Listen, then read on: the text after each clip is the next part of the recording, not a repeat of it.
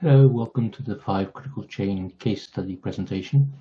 My name is Philip Marris, and I'm going to be presenting 5 cases, one of aeronautics, one in pharmaceuticals, one in a gold mine, one in medical devices, one in cardiovascular prostheses, and then I will conclude.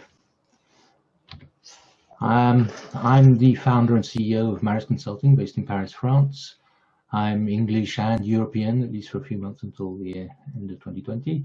I'm a horrible consultant, so please assume that everything I say is a lie or an exaggeration. I started my theory of constraints journey in 1986 when I joined Eliyahu Goldratt, the author of The Goal, and I've been doing theory of constraints ever since, both in production and in projects. One of the particularities of what I do and my company does is that we're very open about mixing in various approaches.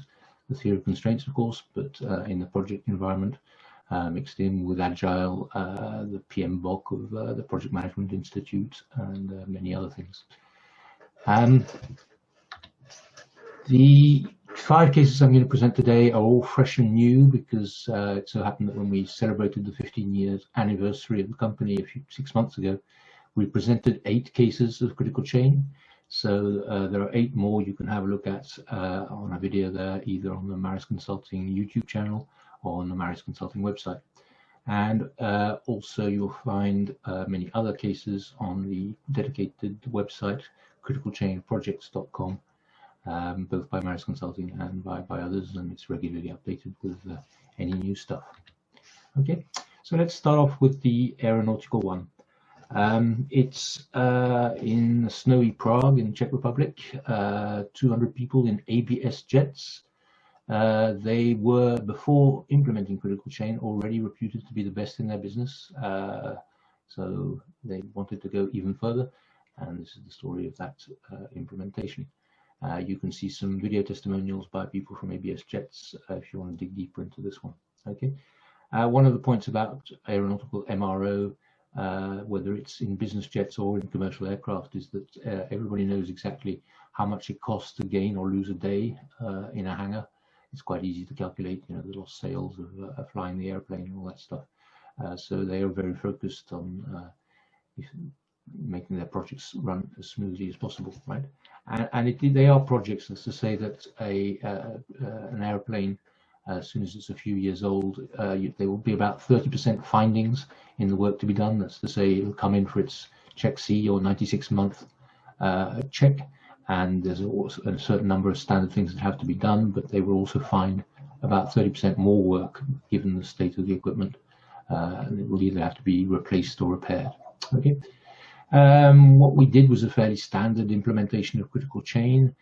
One of the key elements is to find the right granularity in terms of management, what you manage as a package of things to do, because by reglementation there are 1,000 to 10,000 tasks, elementary tasks that have to be noted as done.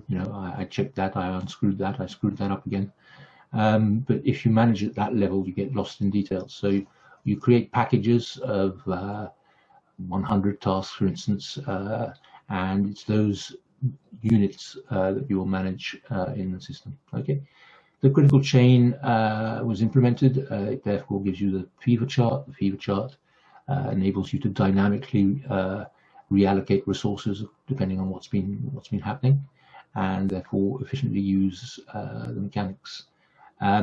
So there will be better sequencing of the tasks, knowing when to work on the wing, the engine, or whatever. There will be the famous critical chain, that's to say the sequence of events taking into account the dependencies and the dependency on resources. And that sequence is what will determine the overall duration of the project, and that has to be optimized and managed as well as possible.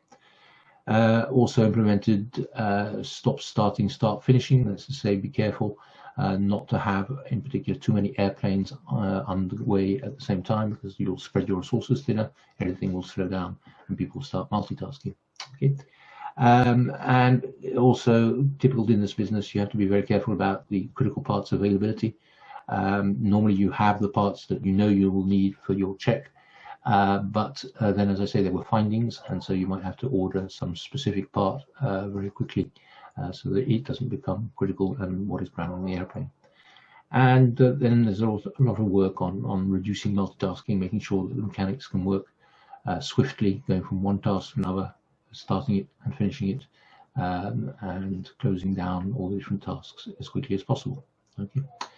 And so then in execution mode, there's the fever chart, which enables you to monitor progress easily and see if your plane is going okay or not, and react accordingly. Good visibility right from the start to the end. Right. In their case, and I remind you, they were already the best before they started. They went from 7 weeks to 4.5 weeks, for instance, on a Check C, a 96-month check, which is a reduction of 35% on the turnaround time, or the time in the hangar. And they also considered that it provided a lot of qualitative improvements, much better visibility, much less stress. In fact, the stressful part was the first few days where they pulled apart the airplane as quickly as possible to try and find all the critical findings so that they could send off the orders for the parts that they didn't have, right? But once that was done, it all fitted together very quickly, and they were finishing very fast, on time, or even early. Okay. And also another thing that was noticed was there was a lot less micromanagement required by the managers. They could get on with more long-term, larger issues rather than worrying about the details of what was going on in the hangar. Okay, so have a look at the video if you want to learn more about that one. The second case is in the pharmaceutical industry. It's one of the 15 largest pharmaceutical companies in the world. In one of the factories which manufactures and packages some pharmaceutical products. They decided to implement critical chain on 2 different perimeters. The first was a big investment in new technology, new line for filling and packaging, and they initially estimated it was going to take them 6 months to install this new line. And the second was a series of improvements that they'd already started, linked to anti-fraud serialization. That's to say, maybe you know, that to avoid fraud in pharmaceuticals around the world, people have decided to step up security, and therefore they are now obliged to print a specific serial number or barcode on each box individually, different code for each package, which will enable traceability and ensure that it can be detected as fraud or not, with a system behind that to do the checking. Okay, so they had 8 lines to convert in this factory. They'd already converted 2 before critical chain, and that took them 3 weeks. And they wanted to see if they could go faster using critical chain. The issue on these 6 implementations on serialization, well, they were repeated 6 times, and when you do that, so you're doing something fairly similar, not exactly the same, right, because all the production lines were different, so they were never twice exactly the same thing, but there were some similarities, of course. And what was important was to get better and better and learn from what had happened the first times. And so they executed in critical chain, but as they executed, they kept a log of the causes of buffer penetration. I remind you that in critical chain, you have focused durations that are identified, the time that it will take you if you have everything you need, if you're in perfect working conditions and you have no big problems, right, an optimistic duration. And when in execution they take longer than that time, they were asked to note down the cause so that we could work out what was slowing the system down the most. Okay, so they did that. As they were doing all this, the result was that the duration of the shutdowns went down by 24%. Before they were taking 3 weeks, 15 days, right? So that's what was the benchmark. The first one, since they weren't very sure about whether critical chain would work or not, they expected it to last 15 days. In fact, it finished after 13 days, 2 days early. Okay. Then, with more confidence, the next one, they planned it in the critical chain to only take 12 days, and it took 10, and so forth. Okay. The fact that it goes up and down is because some of the lines, as I say, are different and more complicated than others. Right? It's not that they were getting worse here; it's just that that line was more complex. Okay, so off they went, and they finished all their projects either on time, like this one, right? Expected 12, did 12, or early, expected 12 and did 10. I finished 2 days early. Okay, and one of the sweet things was the first time it happened here, production wasn't ready because it didn't believe that what used to take 15 days could take only 10. And so when the engineering people said, hey, we finished, the production people weren't ready. Some of the production staff were away on holiday and stuff anyway. So in the installation of the new production line, big investment, new technology, risk, high probability of delay, that was as perceived when we started.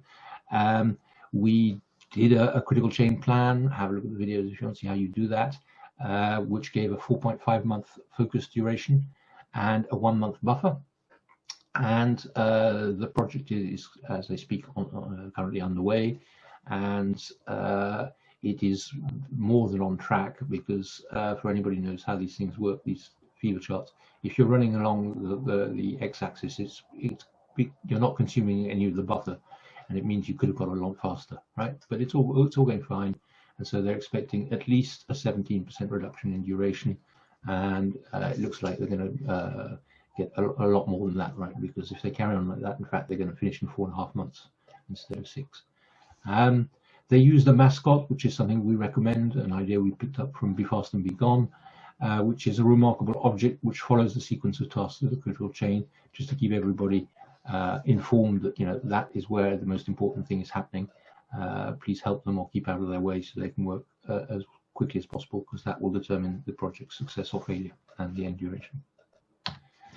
And following that, the critical chain way was deployed throughout the organization. 3 critical chain internal experts were trained, and they do the rollout now, so as to ensure and reinforce the autonomy of this company, so they can carry on doing it themselves. Other things are underway, and they often the management of subcontractors, which is often an issue that has to be dealt with in this kind of environment when there are a lot of subcontractors being used. What we call contractual Parkinson's disease. That's to say, if you have a subcontractor where you've a contract with him which says it's going to take him 5 days with 2 people, hence 10-man days, hence so many dollars and stuff, he's unlikely to put up his hand and say, hey, in fact, I've finished in 2 days instead of 5, because he's going to get worried about being paid properly or what bid price he can put in for the next one. Okay. So they're building up partnerships with a number of key contractors so that they can work intelligently hand in hand.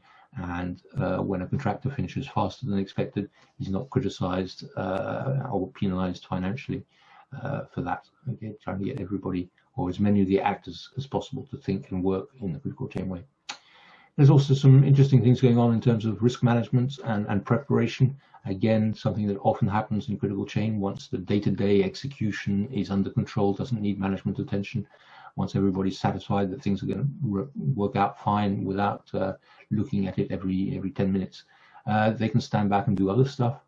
For the big investments that they have, there are 2 important stages: a FAT, F-A-T, which is a factory acceptance test. It's when you buy a piece of sophisticated equipment, you go and visit the supplier in his factory, and you test the machine before it is sent to your factory to make sure it's capable and everything agrees with your specifications and so forth.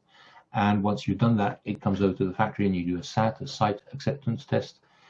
They tended to do superficially the first one, the FAT, and therefore have problems when it got delivered.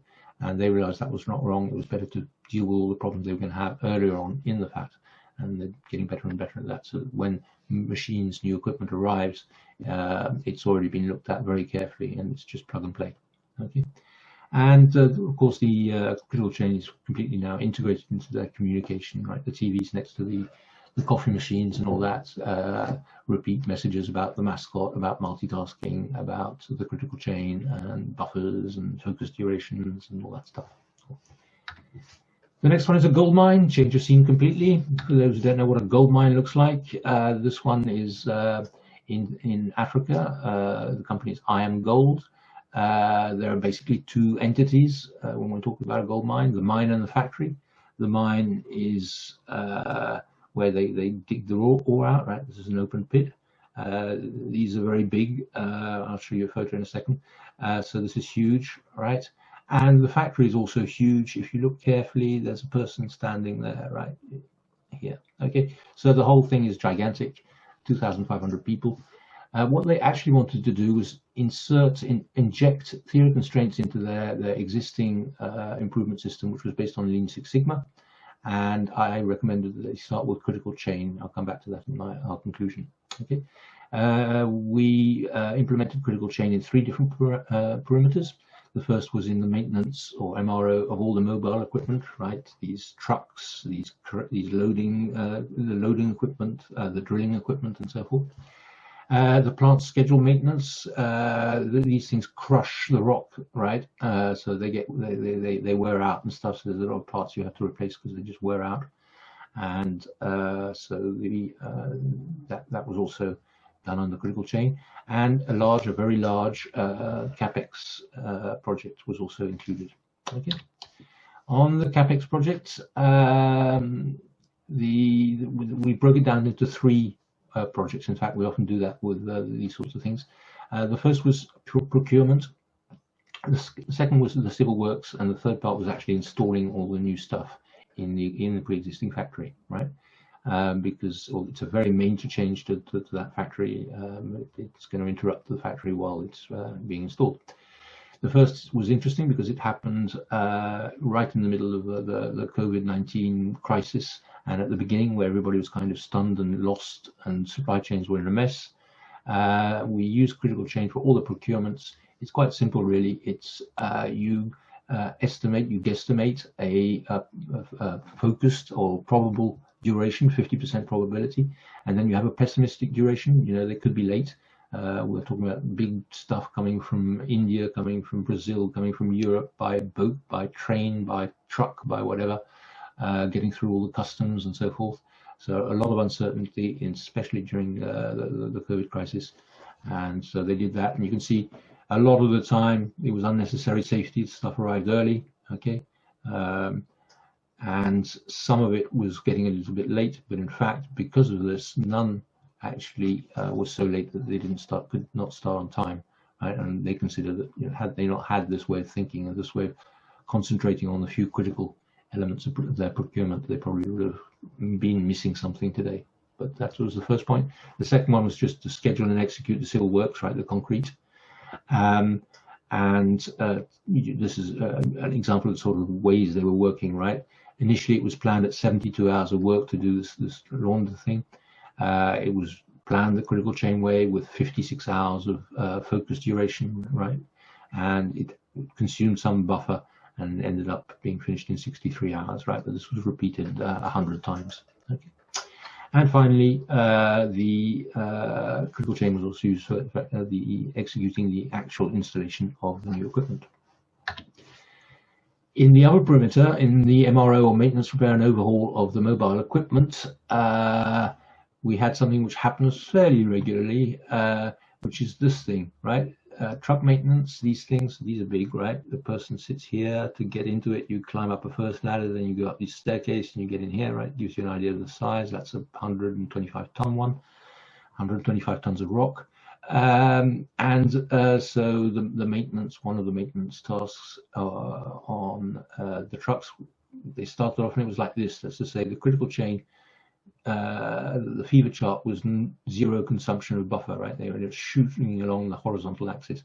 As soon as you see that, you know, well, they've still got a lot of potential improvement, right? They're going exactly at their focused durations.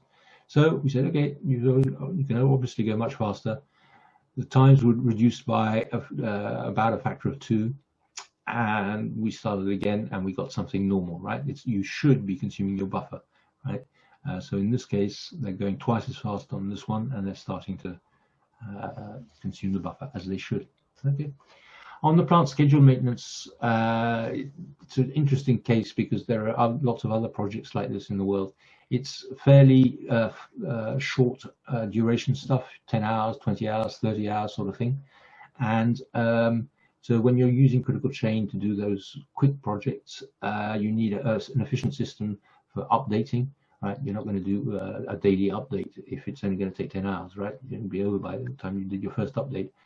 So you need to have some real-time updating, and they use successfully a very simple idea, which is to use WhatsApp, since nearly everybody in the factory had a smartphone and WhatsApp. They didn't have any trouble using that, and they just declared, yes, I finished that, I'm doing that, whatever. Okay, that enabled them to coordinate correctly. The 60 people basically working on 3 different floors of a huge building, a factory, right, to make sure that everybody was synchronized, both in terms of safety, in terms of speed, everything was correct. Medical devices. Well, this in fact started in 2019, so before COVID, but then there was COVID, because they make medical equipment, high-end, sophisticated stuff, syndromic testing, so that, for instance, using for the respiratory tests, it doesn't just test for COVID, it does 20 different tests simultaneously, all in an hour. Used in hospitals, so they can check out risks of comorbidity and stuff like that. So this is the high-end spectrum of testing, and they did that for respiratory diseases, gastroenteritis, and many others. Okay, the teams are all over Europe and the USA. It's a large multinational. I'd like to focus on just one point. We did a lot. We have done a lot of work in, for instance, optimizing the schedules to get them faster and faster on the respiratory diseases one, obviously, since the stakes are not only millions of dollars but human lives. So every day we can win, we find a way of doing that.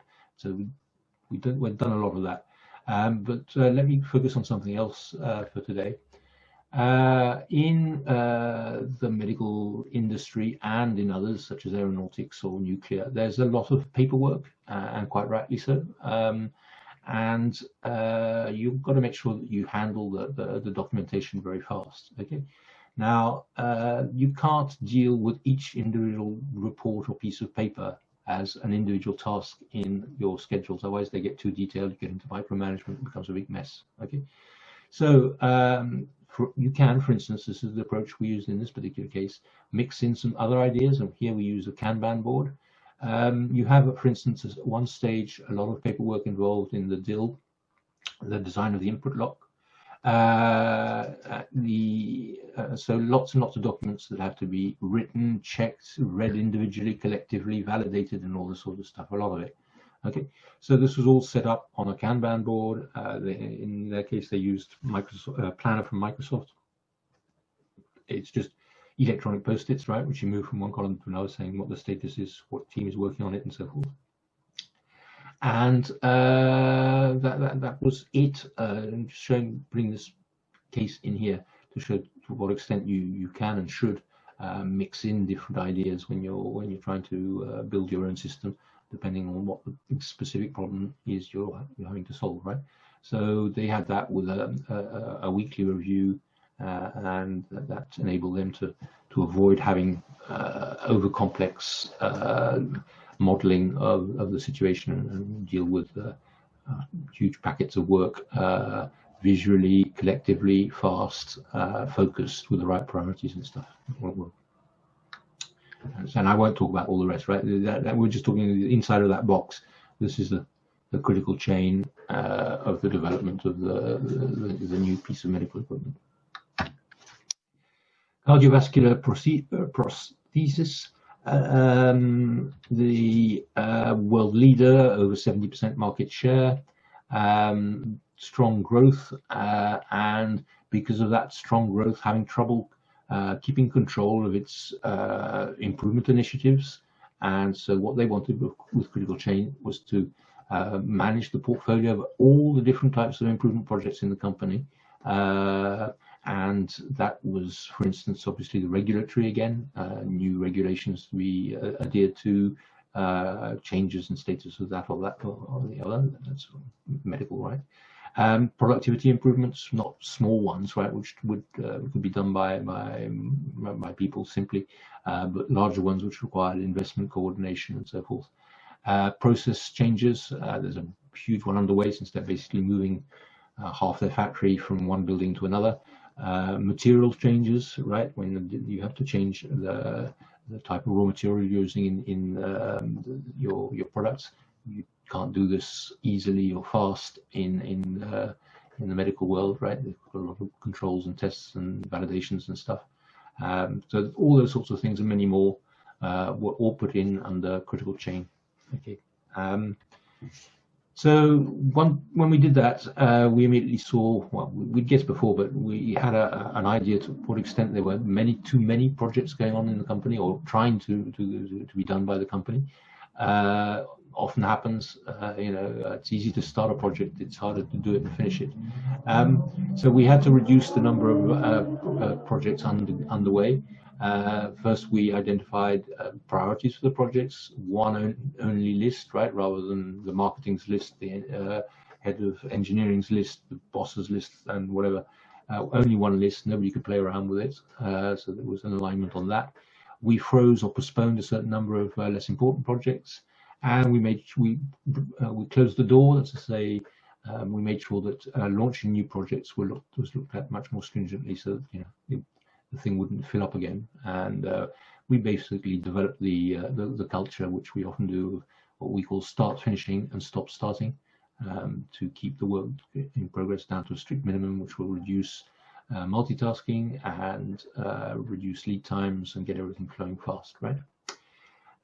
So then execution, the portfolio was managed in the standard critical chain way with weekly updates, first to the individual projects, then the portfolio analysis, and a Pareto of root causes was once again set up. That's to say, they would declare when they consume more than the focus duration, why, and that was particularly interesting in that, well, it's often interesting, and this is what happened with them. Initially, after 4 months, they had this Pareto analysis. I repeat, what they're doing here is they guessed or estimated times of average focus durations. That's to say, if all goes well in good working conditions, this is the time it should take. If anybody took longer than that, it wasn't a problem because it's critical chain, right? Everybody knows that you can't, you shouldn't force people to a commitment and then hit them over the head if you don't meet it. They just calmly noted down why, and this is the Pareto with right at the top, unplanned tasks. Believe me, it's nearly always unplanned tasks that comes out of the Pareto in the initial implementations. Why? Because until you've done it in critical chain way, you don't believe in planning projects anymore, so people do it half-heartedly, very quickly without really thinking, since it's considered that it won't be worth the paper it's printed on before the project starts. And therefore it's full of mistakes and incoherences and loops and whatever. And once you're in critical chain mode and you do it properly, you choose your critical chain, you have feeding buffers to avoid that critical chain moving anywhere during the execution. Well, you start loving planning and once again, and using it as a reference and making sure it's done properly. And so 10 months later, that problem had been just eradicated. They were just a lot more careful when they launched something. Have I identified everything that needs to be done? Okay, and that disappeared. What came up to the top of the Pareto here is resource unavailability. This is typical of certain environments or many environments where there is a conflict between making money now and making money in the future. That's the same between making these improvement projects or running the firm, right? Operations, the factory had a problem, a quality problem, a process issue, or whatever. It's the same people who are working on the improvement initiatives and who do the troubleshooting in the factory. So often it's not that there weren't enough people in the factory to do all this stuff.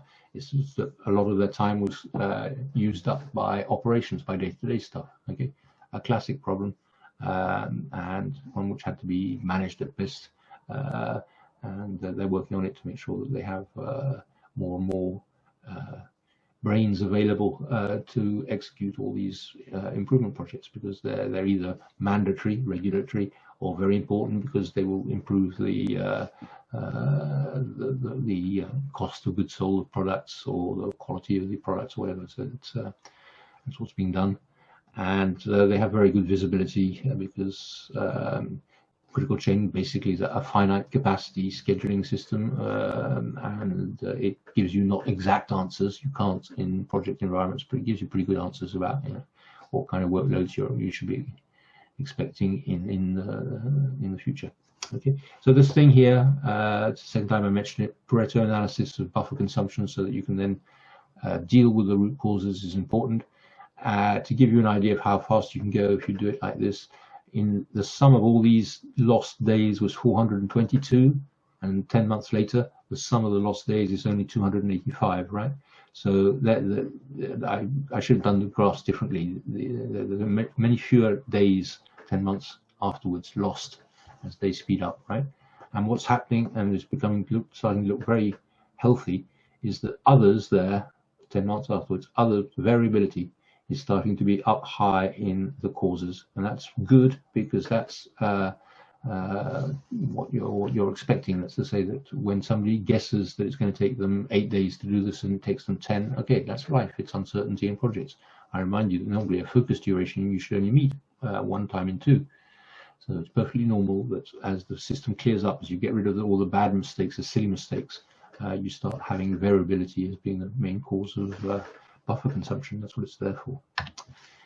And finally, to conclude, the lessons I've learned over the past 20 years doing this, what I call open critical chain, right? Critical chain plus lean engineering plus agile plus project management institutes best practices and all sorts of other stuff. Well, first, it hasn't tainted in any way my passion for critical chain, because frankly, I don't think there is a viable alternative to critical chain. In production, there will be an eternal fight between lean, Kanban, and stuff like that, and drum buffer rope, because Toyota is Toyota, and the Toyota way has a very dominant position in manufacturing. But in project management as such, there is no viable alternative. Everybody else, in fact, starts a project as with a loser's mentality, right? It's going to cost too much, it's going to be late, it's going to be stressful, we're going to scream at each other, all that stuff. And as I hope you're starting to see through this conference on critical chain, that is doesn't have to be true with critical chain. You can quickly finish your projects on time, do twice as many, do them twice as fast, okay? And there's no competition. You either fail or you use critical chain. Secondly, if it's done properly, there's very little resistance to change when implementing critical chain. There's only basically one condition, which is to not do what is recommended in some places, which is to cut the duration of your tasks by 2. But to train all the people who are going to give these new times, these new focus durations, on what the mindset, the logic, the reasoning is with regards to determining a focus duration. It is not the same thing. We're not asking you to go twice as fast. We're just asking you, instead of being stupid about uncertainty and asking you for 1 number in an uncertain environment, we're asking you for 2, the average and the standard deviation, right? It's how long is it going to take you? Oh, if all goes well, 5 days, and if I have problems, 10. Yeah, that's life, and that's how you should model things. Okay, and if you accept that, you do that, they will give you these shorter times. Okay, and they will have bought in the process. They will have bought into critical chain, and everybody will love it. The bosses will see the results. The middle management will see the visibility and control, and the resources executing will have less multitasking, better work environment, better visibility, better speed, and everybody will live happily ever after. A point here when I think it's important to understand in the project environment is that unfortunately in too many projects it's not actually very clear how much money you win or lose by being faster or slower, right? Why does critical chain have such a big market share in aeronautical MRO? It's because people can easily calculate what it's worth to gain a day, lose a day, right? And so they work at it hard to make things faster and faster and faster. And in other things such as product development, not enough time is spent trying to explain to everybody, you know, how much money it's going to cost, or either lost revenue or lost market share or whatever by an extra week or an extra month in product development.